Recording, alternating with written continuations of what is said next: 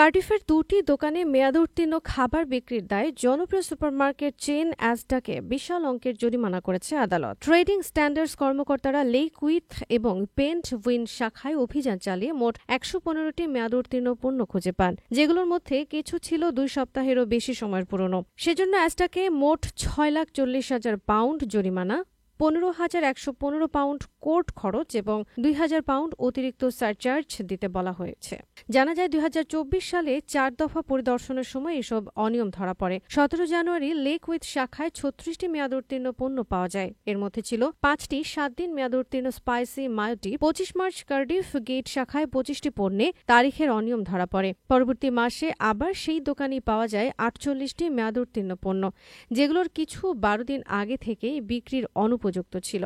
এরপর ৮ মে লেকউইথ দোকানে আরও ৬টি মেয়াদোত্তীর্ণ পণ্য শনাক্ত করা হয়। প্রথম পরিদর্শনটি ছিল নিয়মিত স্বাস্থ্য পরীক্ষা, তবে পেন্টউইন শাখায় তদন্ত হয় এক ভোক্তার অভিযোগের ভিত্তিতে। আদালতে অ্যাসডার পক্ষে আইনজীবী ইয়ন ম্যাকডোনাল্ড জানান, এই ঘটনা অবশ্যই একটি ব্যর্থতা এবং অ্যাসডার নিরাপদ খাবার দেওয়ার প্রতিশ্রুতির বিরুদ্ধে যায়। তিনি বলেন, অ্যাসডার প্রতি বছর ২৩ থেকে ২৪ বিলিয়ন পাউন্ড আয় করে এবং তাদের ১,০০০টি দোকান রয়েছে, যার মধ্যে ৭৫টি ওয়েলসে। গত ১৮ বছরে ওয়েলসের কোনো শাখায় এমন ঘটনা ঘটেনি বলে তিনি উল্লেখ করেন। তিনি আরও জানান, ইতিমধ্যে অ্যাসডা তাদের সব দোকানে নতুন একটি সিস্টেম চালু করেছে, যেখানে মেয়াদ কম এমন পণ্য প্রতিদিন এবং অন্যান্য পণ্য সপ্তাহে ২ বার পরীক্ষা করা হয়। বিচারক শার্লট মার্ফি বলেন, অ্যাসডার নিজস্ব চেকিং সিস্টেম থাকলেও সেগুলো যথাযথভাবে অনুসরণ করা হয়নি। এটি ছোটখাটো ভুল ছিল না, তবে জনসাধারণের জন্য বড় কোনো স্বাস্থ্য ঝুঁকি তৈরি হয়নি বলেও আদালত বিবেচনা করছে।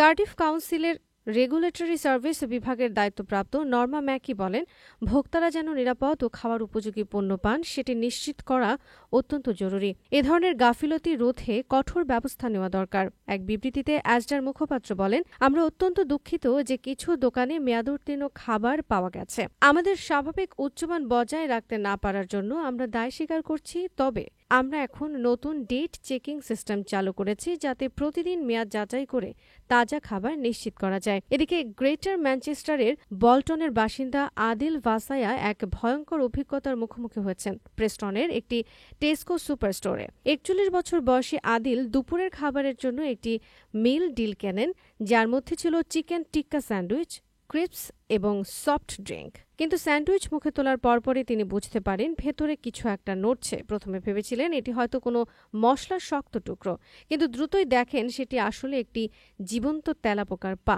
আদিল বলেন, আমি এতটাই আতঙ্কিত হয়ে পড়েছিলাম যে ৪ দিন পর্যন্ত কিছুই খেতে পারিনি। পরে তিনি ওই স্যান্ডউইচ দোকানে ফিরিয়ে দিয়ে অভিযোগ করেন, কিন্তু টেস্কোর পক্ষ থেকে তাকে কেবলমাত্র ১.৭৬ পাউন্ড ফেরত দেওয়া হয় স্যান্ডউইচের দাম অনুযায়ী।